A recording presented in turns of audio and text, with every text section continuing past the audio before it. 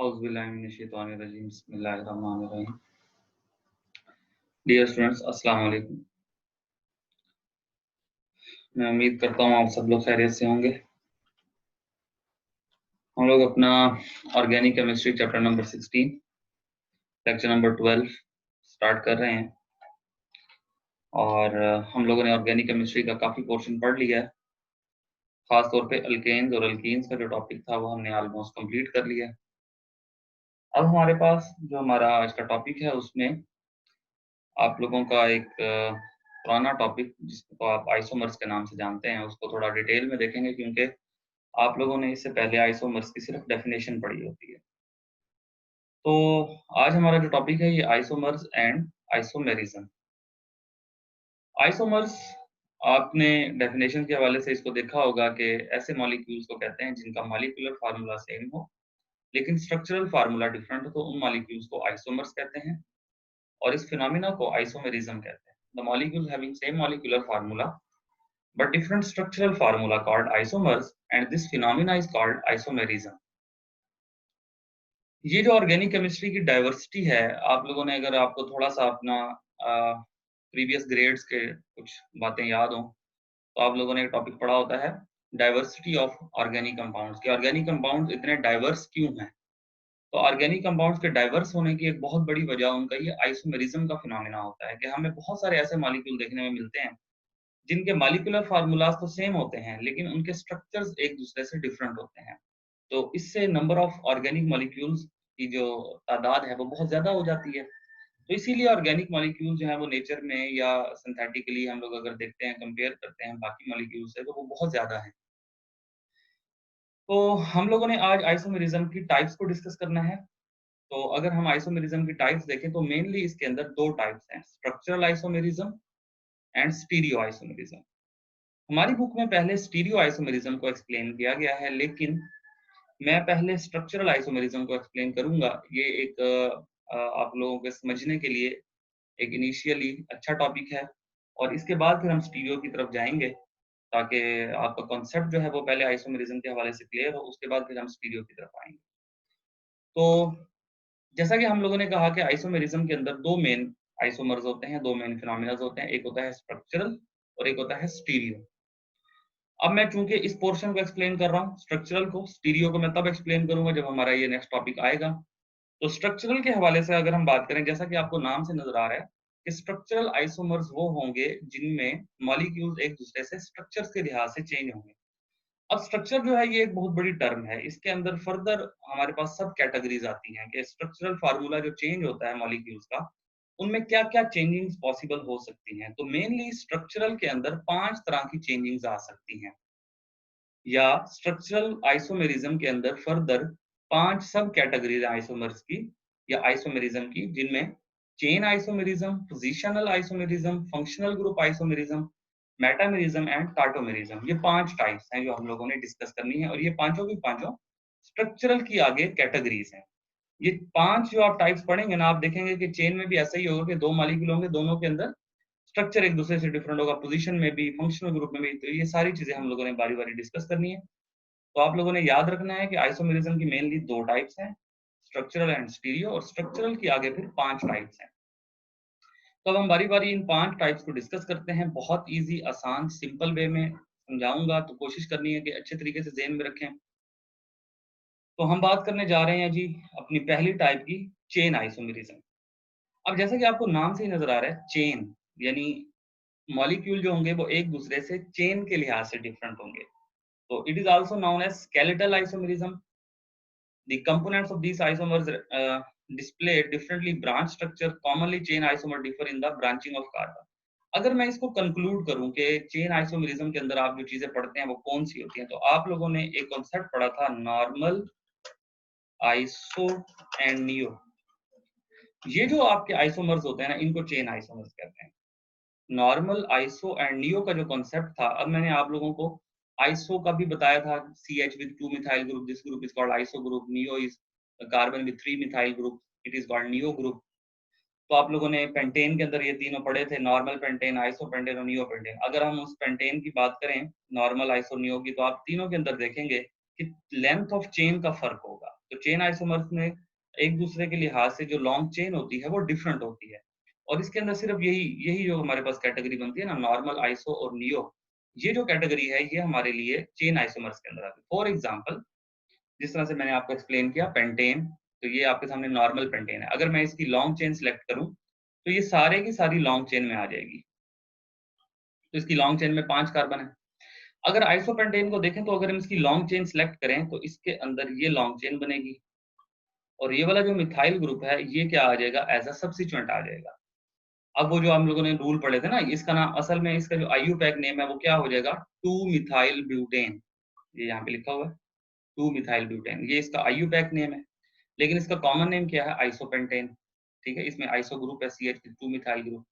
अब इस मॉलिक्यूल के अंदर नॉर्मल पेंटेन में और आइसोमेटेन में क्या है, लेंथ ऑफ चेन का फर्क है। इसकी लॉन्ग चेन में 5 कार्बन है, इसकी लॉन्ग चेन में 4 कार्बन है। और अगर मैं इसकी बात करूं तो इसके अंदर अगर हम चेन सेलेक्ट करते हैं तो हम ये वाली चेन सेलेक्ट करेंगे, तो इसकी लॉन्ग चेन में 3 कार्बन है। तो तीनों के अंदर आप देख सकते हैं कि चेन का जो लेंथ है उसके अंदर डिफरेंस आ रहा है, और ये असल में वही आइसोमर्स हैं, नॉर्मल, आइसो और नियो, ये उस कॉन्सेप्ट को ही हमने चेन आइसोमरिज्म का नाम दे दिया है। तो यहाँ पर मैंने क्या लिखा है, normal iso and neo concept is applicable on chain isomerism. तो अगर आपसे पूछा जाए या आपको कोई एमसीक्यू दे दिया जाता है, कोई शॉर्ट क्वेश्चन दे दिया जाता है, तो आप उसके अंदर मॉलिक्यूल को सबसे पहले देखेंगे क्या ये लेंथ ऑफ चेन के हवाले से, या इसको अगर हम आइसो और नियो से एक्सप्लेन कर सकते हैं, तो आप समझ जाएंगे कि ये चेन आइसोमरिज्म में आता है। फॉर एग्जांपल, आपको ऑक्टेन का स्ट्रक्चर दे दिया जाए और नियो ऑक्टेन का स्ट्रक्चर दे दिया जाए, और आपसे पूछा जाए कि जी ये कौन से आइसोमर्स में इसको हम जो है वो पुट करेंगे, तो आपने फिर उसको चेन आइसोमरिज्म में पुट करना है। तो चेन आइसोमरिज्म के हवाले से जो की पॉइंट है वो ये नॉर्मल आइसो और नियो का है। ठीक है जी। नेक्स्ट है पोजीशन आइसोमरिज्म। पोजीशन का मतलब है कि हम फंक्शनल ग्रुप की पोजीशन चेंज करते हैं। The position of functional groups और substituent atoms are different in positional isomers. For example, अब ये आपके सामने एक जो है वो एग्जांपल है। इसमें क्या है कि जी ये है 1 क्लोरोप्रोपेन के कार्बन नंबर 1 के ऊपर क्लोरीन अटैच है। लेकिन अगर यही क्लोरीन हम यहाँ लगा देते हैं तो फिर ये बन जाता है 2 क्लोरोप्रोपेन। तो ये अब इन दोनों का मॉलिक्यूलर फार्मूला सेम है, लेकिन हमने ये जो हमारा फंक्शनल ग्रुप था, ये जो क्लोरीन है ये आपको पता है एज अ फंक्शनल ग्रुप काम करता है। फंक्शनल ग्रुप की पोजीशन को चेंज करने से जो आइसोमर्स बनते हैं उनको फंक्शनल ग्रुप आइसोमरिज्म कहते हैं। अब इसमें अक्सर बच्चे कंफ्यूज होते हैं, वो कहते हैं सर अगर हम ऊपर बात करते हैं इसकी, तो इसमें ये जो मिथाइल ग्रुप था इसको हम फंक्शनल ग्रुप आइसोमरिज्म में नहीं काउंट कर सकते। याद रखें, जो मिथाइल ग्रुप होता है ये फंक्शनल ग्रुप का काम नहीं करता। अगर हम किसी मिथाइल ग्रुप की पोजीशन को चेंज कर दें, फॉर एग्जांपल मैं कहता हूँ जिस तरह हमारे पास है 2 मिथाइल हेक्सेन है, ठीक है। अगर हम 3 मिथाइल हेक्सेन भी देखें, अब 2 मिथाइल हेक्सेन और 3 मिथाइल हेक्सेन दोनों का फार्मूला तो सेम होगा, मॉलिक्यूलर फार्मूला सेम होगा, लेकिन स्ट्रक्चरल फार्मूले में डिफरेंस हो जाएगा। लेकिन स्ट्रक्चरल फार्मूले में क्या डिफरेंस आएगा कि हमने मिथाइल ग्रुप की पोजीशन को चेंज कर दिया। तो इसलिए मिथाइल ग्रुप को एज अ फंक्शनल ग्रुप आप लोगों ने काउंट नहीं करना। पोजिशनल आइसोमर में जो हमारा एक स्पेसिफिक फंक्शनल ग्रुप होता है उसकी पोजीशन चेंज हो जाती है। जिस तरह क्लोरीन है, ठीक है, फ्लोरीन है, ये अल्काइल हैलाइड्स जो हैं, ये इसके अंदर जो है हमारे पास पोजिशनल आइसोमर्स में आ जाते हैं। फंक्शनल ग्रुप आइसोमेरिज्म, अब ये नाम से ही नजर आ रहा है कि फंक्शनल ग्रुप, कि अगर हमारे पास दो ऐसे मॉलिक्यूल हैं जिनमें मॉलिक्यूलर फार्मूला तो सेम हो लेकिन फंक्शनल ग्रुप ही एक दूसरे से डिफरेंट हो जाए, तो उनको फंक्शनल ग्रुप आइसोमेरिज्म कहते हैं। As the name suggest, it refer to the compound that have the same chemical formula but different functional group. अब इसके अंदर भी स्पेसिफिक क्लासेस हैं। अब ऐसा नहीं होता कि हर मॉलिक्यूल दूसरे मॉलिक्यूल का फंक्शनल ग्रुप आइसोमर बन सकता है। एल्डिहाइड और कीटोन जो होते हैं ये एक दूसरे के फंक्शनल ग्रुप आइसोमर्स होते हैं। और इसमें एक चीज का और भी ख्याल रखना है, जब आप कंपेयर करते हैं तो आपने सेम कार्बन वाले कंपाउंड को कंपेयर करना है। अब ये 3 कार्बन वाला एल्डिहाइड है, CH3 CH2, और इसके अंदर ये वाला जो ग्रुप है ये आपको पता है एल्डिहाइड का फंक्शनल ग्रुप है, तो ये हमने एल्डिहाइड लगाया। ये 3 कार्बन वाला एल्डिहाइड है। अगर हम 3 कार्बन वाला कीटोन देखते हैं, ये आपके सामने कीटोन है जिसमें कार्बोनाइल, कार्बन के दोनों तरफ कार्बन होते हैं। अब इन दोनों का मॉलिक्यूलर फार्मूला सेम होगा, लेकिन इसमें जो फंक्शनल ग्रुप है वो कीटोन है और इसमें जो फंक्शनल ग्रुप है वो एल्डिहाइड है। तो एल्डिहाइड और कीटोन ये एक दूसरे के फंक्शनल ग्रुप आइसोमर्स होते हैं। अब ऐसा नहीं है कि आप किसी को भी किसी का फंक्शनल ग्रुप बना देंगे, एल्डिहाइड और अल्कोहल एक दूसरे का ये फंक्शनल ग्रुप नहीं हो सकते, ठीक है। तो हर कंपाउंड्स का, हर क्लास का दूसरे के लिहाज से देखना पड़ता है कि वो किसका फंक्शनल ग्रुप आइसोमर्स बन सकता है। तो एक मैंने आपको बताया कि जी एल्डिहाइड और कीटोन जो है ये एक दूसरे के फंक्शनल ग्रुप आइसोमर्स होते हैं। तो आपने मुझे एक और एग्जांपल इसकी ढूंढ के देनी है कि कौन से दो ऐसे फंक्शनल ग्रुप हो सकते हैं जो एक दूसरे के फंक्शनल ग्रुप आइसोमर्स के तौर पे काम कर सकते हो। जिस तरह मैं बता देता हूँ कि फॉर एग्जांपल कार्बोक्सिलिक एसिड है, एस्टर है, तो आप कोई भी 3 या 4 कार्बन वाला कार्बोक्सिलिक एसिड बनाएं, फिर 3-4 कार्बन वाला जो है वो एस्टर बनाएं, या आप अल्कोहल बनाएं और देखें कि क्या उनमें मॉलिक्यूलर फार्मूला सेम आ रहा है और स्ट्रक्चर फार्मूला जो है उनके अंदर फंक्शनल ग्रुप चेंज करने से आ रहा है सेम मॉलिक्यूलर फार्मूला, तो आपको पता चल जाएगा कि ये वाले जो दो फंक्शनल ग्रुप हैं ये भी एक दूसरे के आइसोमर्स बन सकते हैं। तो फंक्शनल ग्रुप आइसोमरिज्म क्या है कि जी सेम मॉलिक्यूलर फार्मूला, लेकिन जो उनमें फंक्शनल ग्रुप होगा वो ही चेंज हो जाएगा। और ये एग्जांपल आपके सामने है कि जिसमें आपने एल्डिहाइड और कीटोन को एक दूसरे के फंक्शनल ग्रुप आइसोमर्स के हवाले से देखा है। ये जो तीन हमारे पास अभी हमने डिस्कस किए हैं, चेन, पोजिशनल और फंक्शनल, ये थोड़े से सिमिलर होते हैं, इनमें काफी चीजें आपस में मैच करती हैं। अब जो हम टाइप डिस्कस करने जा रहे हैं ये काफी डिफरेंट है, मेटामेरिज्म, जिसके हवाले से आप लोगों ने क्योंकि पहले बिल्कुल भी नहीं पढ़ा होता, मेटामेरिज्म और टाटोमेरिज्म। बिफोर स्टार्टिंग टाटोमेरिज्म, मैं मेटामेरिज्म को एक्सप्लेन करता हूँ। This type of isomerism arises due to presence of different alkyl chains on each side of the functional group. It is rare type of isomerism. देखिए metamerism जो है ये भी हर molecule show नहीं कर सकता, generally limited two molecule that contains a divalent atom. ये उन मॉलिक्यूल्स में होता है जिनमें फंक्शनल ग्रुप दो बॉन्ड बना सकता हो। फॉर एग्जांपल अब जिस तरह ये है ना 1 क्लोरोब्यूटेन और 2 क्लोरोब्यूटेन, इनमें आप अब क्लोरीन जो है ये आपका फंक्शनल ग्रुप है और ये एक ही बॉन्ड बनाता है। अब क्लोरीन जो है ये कभी भी मेटामेरिज्म का फिनोमेना शो नहीं कर सकती, ठीक है, क्योंकि क्लोरीन एक बॉन्ड बनाता है। तो मेटामेरिज्म का फिनोमिना वो मॉलिक्यूल शो कर सकते हैं जिनमें फंक्शनल ग्रुप डाइवैलेंट हो। डाइवैलेंट का मतलब है दो बॉन्ड बना सकता हो, कम से कम दो बॉन्ड, सच एज सल्फर और oxygen and surrounded by alkyl group. अब मैं इसके एग्जांपल देता हूं। अब ये आपके सामने एक ईथर लिखा हुआ है, ठीक है। अब ये एक ऐसा ईथर है जिसमें ऑक्सीजन के एक तरफ ये देखें तो इथाइल ग्रुप है और दूसरी तरफ भी इथाइल ग्रुप है। और यही अब हमने एक ईथर और बनाया। हमने क्या किया, हमने यहाँ से एक CH2 को उठा के इधर कर दिया और ऑक्सीजन को इधर ले गए। और ऑक्सीजन के एक तरफ मिथाइल आ गया और एक तरफ आप देखें तो प्रोपाइल आ गया, यानी हमने एक CH2 को उठा के राइट पे कर दिया। अब ये दोनों मॉलिक्यूल देखें तो फंक्शनल ग्रुप इनमें सेम है। अब इसमें अक्सर बच्चे कंफ्यूज होते हैं, तो देखें ये ना तो फंक्शनल ग्रुप की टाइप में आएगा क्योंकि दोनों ही ईथर है। अगर फंक्शनल ग्रुप आइसोमेरिज्म होता तो दोनों में फंक्शनल ग्रुप ही चेंज हो जाते। ना तो ये चेन आइसोमेरिज्म में आएगा क्योंकि लॉन्ग चेन के अंदर भी सेम मॉलिक्यूल सेम जो है कार्बन आएंगे। ना तो ये आपका पोजिशनल आइसोमेरिज्म में आएगा। ये एक खास किस्म का आइसोमेरिज्म है जिसमें आपके पास जो डाइवैलेंट एटम था आपका फंक्शनल ग्रुप, उसके एक तरफ देखें तो इस मॉलिक्यूल में दो दो कार्बन है और इस इधर देखें तो इसके एक तरफ एक कार्बन है और एक तरफ तीन कार्बन है। तो ऐसे जो हमारे पास आइसोमर्स होते हैं इनको मेटामरिज्म कहा जाता है। अब इसके हवाले से भी कुछ की पॉइंट्स मैं आपको बताता हूँ। की पॉइंट ये है कि ज्यादातर आपको ये जो मेटामरिज्म का फिनोमिना है ये आपको मिलता है ईथर्स के अंदर, ठीक है। उसके अलावा एमाइंस के अंदर, मेरी बातें आप लोग नोट भी कर सकते हैं। ईथर्स, एमाइंस, एस्टर्स, यानी ऐसे तमाम जिनमें दोनों तरफ कार्बन आ सकते हैं। और अल्कोहल जो है, अल्कोहल मेटामेरिज्म का फिनोमेना शो नहीं कर सकते क्योंकि अल्कोहल का जो फंक्शनल ग्रुप होता है वो क्या होता है, OH। अब OH की एक तरफ तो कार्बन आ सकते हैं लेकिन OH की दूसरी तरफ कार्बन नहीं आ सकते। अगर आप OH की दूसरी तरफ कार्बन लगाएंगे तो ऑक्सीजन के साथ ही लगाएंगे, तो तब ऑक्सीजन के तीन बॉन्ड हो जाएंगे और वो अनस्टेबल हो जाएगा। इसलिए मेटामेरिज्म का जो फिनोमिना है वो ये सिर्फ उन मॉलिक्यूल्स में देखने में आता है जिनमें फंक्शनल ग्रुप के दोनों तरफ कार्बन आ सकते हैं। अब दोनों तरफ कार्बन आ सकते हैं तो फिर इसका मतलब है कीटोन भी ये शो कर सकता है, तो कीटोन्स के अंदर भी आपको ये फिनोमिना देखने में मिलेगा। तो इस तरह से आप लोगों ने डिफरेंट मॉलिक्यूल्स के हवाले से ज़हन में रखना है। देखिए हर फंक्शनल ग्रुप के अंदर कुछ की पॉइंट्स हैं, कुछ ऐसी चीजें हैं जो आप लोग अगर ज़हन में रख लेंगे तो आप लोगों के लिए फंक्शनल ग्रुप की टाइप को समझना आसान हो जाएगा। बिफोर स्टार्टिंग टाटोमेरिज्म, मैं इसको कंक्लूड करता हूँ। देखें चेन आइसोमेरिज्म क्या है, नॉर्मल आइसो और नियो का जो कॉन्सेप्ट है वो चेन आइसोमेरिज्म है, ओके।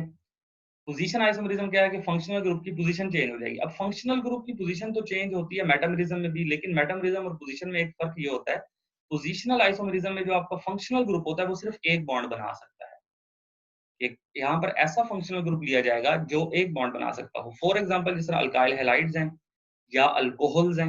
अब अल्कोहल्स में भी OH होता है।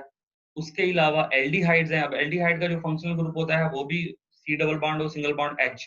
उसके एक तरफ H आ जाता है तो अब उसकी दूसरी तरफ कार्बन आएँगे और एक तरफ कार्बन नहीं आ सकते। एल्डिहाइड्स के अंदर आपको ये फिनोमेना देखने में मिलेगा, अल्काइल हैलाइड में देखने में मिलेगा, अल्कोहल्स में देखने में मिलेगा। अच्छा, फंक्शनल ग्रुप आइसोमेरिज्म क्या है कि 2 मॉलिक्यूल हैं, दोनों के अंदर फंक्शनल ग्रुप ही डिफरेंट हो जाता है। एल्डिहाइड और कीटोन है, ठीक है? कार्बोक्सिलिक एसिड और एस्टर्स हैं। तो अल्कोहल्स और ईथर्स हैं। ये सारे एक दूसरे के फंक्शनल ग्रुप आइसोमेरिज्म है। मेटामेरिज्म क्या है? ये मेटामेरिज्म और पोजिशनल आइसोमेरिज्म जो है ये दोनों मैच करते हैं, लेकिन मेटामेरिज्म में जो आपका फंक्शनल ग्रुप होता है उसके दोनों तरफ कार्बन आ सकते हैं। तो अगर आपके फंक्शनल ग्रुप के दोनों तरफ कार्बन आ सकते हैं तो आप उनमें अनइक्वल डिस्ट्रीब्यूशन कर सकते हैं, या नंबर ऑफ कार्बन एक साइड पे ज्यादा कर दें, एक साइड पे कम कर दें, तो उससे एक नया आइसोमर बन जाता है। जैसा कि यहाँ पे ये डाइथाइल ईथर है और ये मिथाइल प्रोपाइल ईथर है कि एक तरफ मिथाइल है और एक तरफ इसके प्रोपाइल है। तो ये है हमारे पास ये 4 हमारे जो मेन फंक्शनल इसके स्ट्रक्चरल आइसोमरिज्म थे। And the last one is tautomerism. देखिए ये बहुत ही स्पेशल टाइप है आइसोमरिज्म की, और हमारे कोर्स में सिर्फ इसकी एक ही टाइप है जिसको हम लोगों ने एक्सप्लेन करना है, और वो आगे चलकर भी आपके काम आएगी। This phenomena is refer to the isomer of compound which only differ in position of proton. कि जब किसी मॉलिक्यूल के अंदर हाइड्रोजन अपनी जगह चेंज कर ले तो उससे जो आइसोमर बनता है उसको टाटोमेरिज्म कहते हैं। फॉर एग्जांपल एक बड़ा मशहूर होता है कीटो इनोल टाटोमेरिज्म, इसको बोलते हैं कीटो इनोल टाटोमेरिज्म। कीटोन, अब कीटोन में क्या होता है आपको पता है, ये CH3 है, ये भी CH3 है, ये कार्बोनाइल कार्बन है। तो ऐसा हो सकता है कि ये जो हाइड्रोजन आपको नजर आ रहा है, ये हाइड्रोजन इस ऑक्सीजन के पास चला जाए तो ये बन जाता है OH, जैसे कि आपको यहाँ पे नजर आ रहा है। जब ये OH बनता है तो ऑक्सीजन के बॉन्ड पूरे करने के लिए ऑक्सीजन को अपना ये वाला बॉन्ड खत्म करना पड़ता है। तो इसका फिर कंप्लीट मैकेनिज्म कुछ इस तरह बनता है कि ये वाला जो बॉन्ड था ये इधर शिफ्ट हुआ तो यहाँ बन जाता है डबल बॉन्ड, जैसे कि आपको यहाँ नजर आ रहा है। और ये वाला बॉन्ड ऊपर चला गया तो ये सिंगल बन जाता है, क्योंकि ऑक्सीजन ने तो 2 बॉन्ड बनाने हैं। तो जब ऑक्सीजन का यहाँ सिंगल आता है तब ये हाइड्रोजन इधर से इधर आ जाता है। तो आपने देखा कि कीटोन के अंदर ये इस मॉलिक्यूल में जो हाइड्रोजन था वो इधर था CH3 के पास, लेकिन जब वो इनोल में कन्वर्ट होता है तो वही हाइड्रोजन आप देखते हैं ऑक्सीजन के पास चला गया। ये शिफ्टिंग ऑफ प्रोटॉन है, शिफ्ट किया है इसने, हाइड्रोजन ने अपने आप को। मॉलिक्यूल के अंदर रहते हुए हाइड्रोजन अपनी जगह चेंज करके किसी दूसरे एटम के पास चला जाए तो उससे जो नई चीज बनती है उनको हम लोग टाटोमेरिज्म में काउंट करते हैं। और हमारे कोर्स में ये सिर्फ प्रोटॉन के हवाले से ही एक्सप्लेन किया गया है, और उसके अंदर ये एक ही टाइप कीटो इनोल टाटोमेरिज्म। इस मॉलिक्यूल को तो कीटोन कहते हैं तो इसलिए कीटो हो गया, इस मॉलिक्यूल को इनोल कहते हैं। अब ईन का मतलब होता है डबल बॉन्ड और ओल का मतलब होता है अल्कोहल। तो आप देख सकते हैं इस मॉलिक्यूल में आपको डबल बॉन्ड भी नजर आ रहा है और OH भी नजर आ रहा है। OH आपको पता है अल्कोहल का फंक्शनल ग्रुप है, तो अल्कोहल से ये ओल आया है और अल्कीन से ये ईन आया है। अब इसमें अक्सर बच्चे फिर सवाल पूछते हैं, सर क्या हर मॉलिक्यूल जिसमें डबल बॉन्ड भी हो और OH भी हो क्या वो इनोल होगा? याद रखें बच्चे, वो कार्बन, यहाँ पे सर ये कार्बन आपको नजर आएगा, वो कार्बन जो डबल बॉन्ड बना रही हो और उसी कार्बन पर अगर OH आ जाए तो उसको इनोल कहेंगे। ऐसा नहीं होगा, यानी ऐसा नहीं है कि अगर ये कार्बन यहाँ डबल बॉन्ड बना रही है और इधर OH नहीं है, OH जो है वो यहाँ लगा हुआ है, यहाँ कहीं OH है। अब कार्बन ये वाली जो है ये डबल बॉन्ड बना रही है लेकिन OH इधर लगा हुआ है, तो इसको इनोल नहीं कहेंगे। हालांकि इसमें डबल बॉन्ड भी है, OH भी है, लेकिन इसको इनोल नहीं कहेंगे। इनोल की शर्त यह है कि वो कार्बन जो डबल बॉन्ड बना रहा है उसी कार्बन के ऊपर ही OH होना चाहिए, यानी OH और डबल बॉन्ड ये दोनों एक दूसरे की कॉन्जुगेशन में होने चाहिए, तब ये इनोल कहलाएगा, अदरवाइज ये इनोल नहीं कहलाएगा। तो इनोल की जो टर्मिनोलॉजी है ये आपको क्लियर होनी चाहिए कि क्या किस मॉलिक्यूल को हम इनोल कहते हैं। तो enol is that molecule in which doubly bonded carbon also contains functional group OH। अगर वो OH उस मॉलिक्यूल के अंदर डबल बॉन्ड की कार्बन के अलावा किसी और जगह पर अटैच है तो फिर उसको इनोल नहीं कहेंगे। तो ये है हमारे पास कीटो इनोल टाटोमेरिज्म। इस तरह का और भी होते हैं आइसोमेरिज्म, लेकिन हमारे क्योंकि मैंने आपसे कहा कि हम टू द पॉइंट बात करेंगे और आप लोगों ने पहले इन चीजों को क्लियर करना है और उसके बाद अब बच्चे इसका क्वेश्चन किस तरह से आता है। क्वेश्चन आपको इस तरह से आता है कि या तो अगर आपको लॉन्ग क्वेश्चन में पूछ लिया जाता है कि स्ट्रक्चरल आइसोमर्स क्या होते हैं और उनकी जो टाइप्स हैं उनको एक्सप्लेन करें, तो आप इनकी डेफिनेशन और एक-एक एग्जांपल दे देंगे, ठीक है? इनमें सबसे ज़्यादा कन्फ्यूजन होती है जब बच्चों को एमसीक्यूज़ पूछ लिया जाता है। एमसीक्यूज़ में क्या पूछ लिया जाता है कि आपको 2 मॉलिक्यूल दे दिए जाएँ और आपसे पूछ लिया जाए कि भई ये जो 2 मॉलिक्यूल हैं, ये किस कैटेगरी में फ़ॉल करते हैं? चेन में आते हैं, मेटामेरिज्म में आते हैं, टाटोमेरिज्म में आते हैं या ये फंक्शनल ग्रुप आइसोमेरिज्म में आते हैं। तो वहाँ आप लोगों को ये पाँचों डेफिनिशन को ज़हन में रखते हुए आप लोगों ने डिसाइड करना होता है कि ये किस कैटेगरी में फ़ॉल करते हैं। और ज़्यादातर जो कन्फ्यूजन होती है बच्चों को, मैं फिर एक्सप्लेन कर रहा हूँ, जो कन्फ्यूजन होती है वो कहाँ पर आती है? वो 2 जगहों पर आती है। एक वो मेटामेरिज्म में बच्चे जो है कन्फ्यूज़ हो जाते हैं और एक वो पोज़िशनल आइसोमेरिज्म में कन्फ्यूज़ हो जाते हैं। क्योंकि मेटामेरिज्म और पोज़िशनल आइसोमेरिज्म ये दोनों बहुत ज़्यादा आपस में ओवरलैप करते हैं। अगर हम देखें तो ये हमने ऑक्सीजन की पोज़ीशन ही चेंज की है ना, ये ऑक्सीजन दरमियान में है इधर 1, 2, 3 ये 3 पोज़ीशन पे है और यहाँ देखें तो 1, 2 ये 2 पोज़ीशन पे है। वैसे तो ये भी फंक्शनल ग्रुप उसमें आ सकता है ना, पोज़िशनल आइसोमेरिज्म में आ सकता है कि हमने फंक्शनल ग्रुप की पोज़ीशन चेंज कर दी। लेकिन ये एक ऐसा फंक्शनल ग्रुप है जिसके दोनों तरफ कार्बन आ सकते थे, इसलिए हम इसको मेटामेरिज्म की कैटेगरी में डाल देंगे। और पोज़िशनल आइसोमेरिज्म में जो हमारा फंक्शनल ग्रुप होता है, उसके अंदर ये खूबी होती है कि वो सिर्फ़ एक ही बॉन्ड बना सकता है या उसके एक तरफ कार्बन आ सकते हैं। अब क्लोरीन के एक ही तरफ कार्बन आ सकते हैं। क्लोरीन के दोनों तरफ कार्बन, अब ये जो चेन है, ये कार्बन के दोनों तरफ कार्बन है। क्लोरीन के तो ऊपर एक कार्बन है ना, अब क्लोरीन के नीचे या साइड पे या लेफ्ट पे तो कोई कार्बन नहीं आ सकता क्योंकि ये बॉन्ड ही एक बना सकता है।